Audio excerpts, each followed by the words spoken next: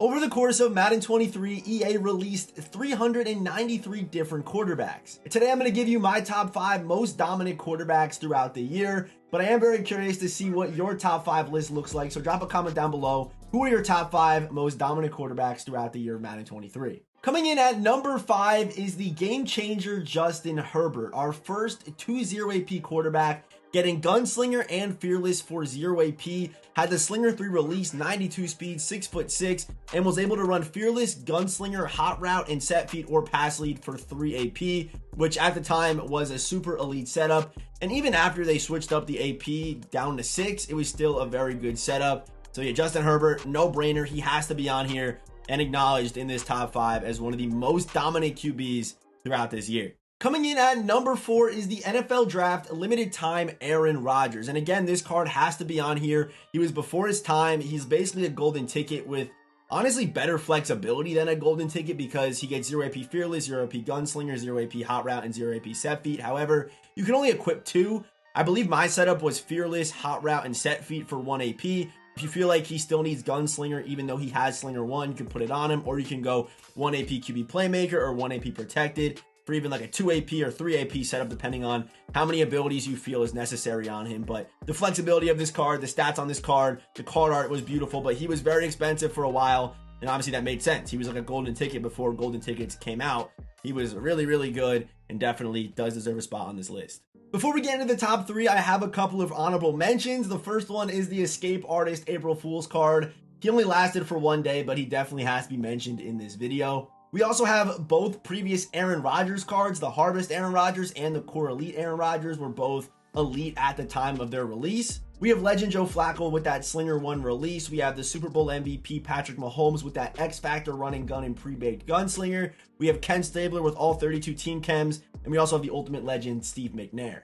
Coming in at number 3 is the Tribute Tom Brady. 99 overall, the first 99 overall in Madden 23 this year with 91 speed, 92 acceleration, and they gave Tom Brady a 94 juke move with 92 COD. Anytime they give Tom Brady stats like that as a ball carrier, you know his card is going to be nasty because, of course, the accuracy stats are going to be golden ticket-like. The one problem with Brady is I do feel like he needs Gunslinger to make his release super elite, and they gave it to him pre-baked. So pre-baked Gunslinger, he had 1 AP Fearless, 1 AP Hot Route Master, and then 3 AP Set Feet. So Fearless, Hot Route, Set Feet, and Gunslinger all for 5 AP. And keep in mind, this card came out in early February, so having a setup like this was unheard of. He was just amazing. I love this Tom Brady card. He played so well, and honestly, I loved the Tom Brady cards throughout the whole year. Even his AKA Go card, I loved. And obviously, the 99 Tom Brady with 91 speed was no different.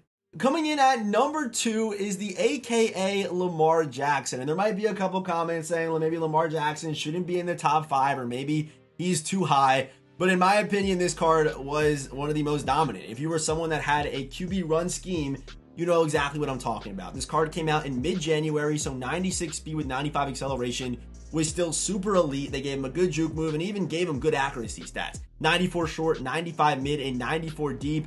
With the Slinger 3 release, which is one of the best throughout the year this year. But the most broken thing about Lamar Jackson was that 1 AP Truz X Factor, which allowed him not to fumble. So normally, you know, you got to be very conservative with your quarterback and kind of slide. But with Lamar, not only was the X Factor a little bit broken, he also you just didn't have to go down with him. So no matter really what your playstyle was, I believe I used to run Set Feet, Hot Route, and Truz on him for 5 AP.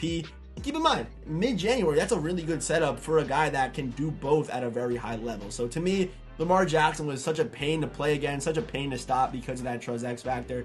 And you knew when you were playing him, you were going to see a couple read options and speed options. He was a very, very frustrating card to play against, but a very, very fun card to use. And finally, at number 1, we have the Team Diamond champion, John Elway. Unfortunately, I have no footage of me using this card, so a little bit anticlimactic here at the end, but this card was so before its time. It came out in mid to late October, to be exact, October 19th, but 80 speed, so even being able to move a little bit with these accuracy stats and these abilities in mid to late October was crazy. And like I said, I mean, he's going for just a nasty, egregious amount, and really never really got down until January, which is crazy. I mean, that is wild. Look at that price. Look at that price right there, man. But I never got my hands on this card.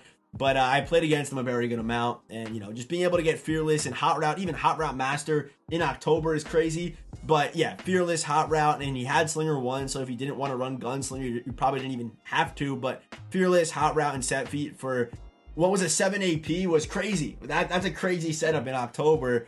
And yeah, this card has to be on here. Although it might be kind of the boring #1 answer, I feel like he has to be. Because this year, there really wasn't that Derrick Henry that we had last year, in my opinion. I know that there was the Marino last year, but I feel like that Derrick Henry card was just better last year. But yeah, no one really dethroned the Team Diamond champion this year. So yeah, that's going to do it for our list. Drop a comment down below. Who's your top 5?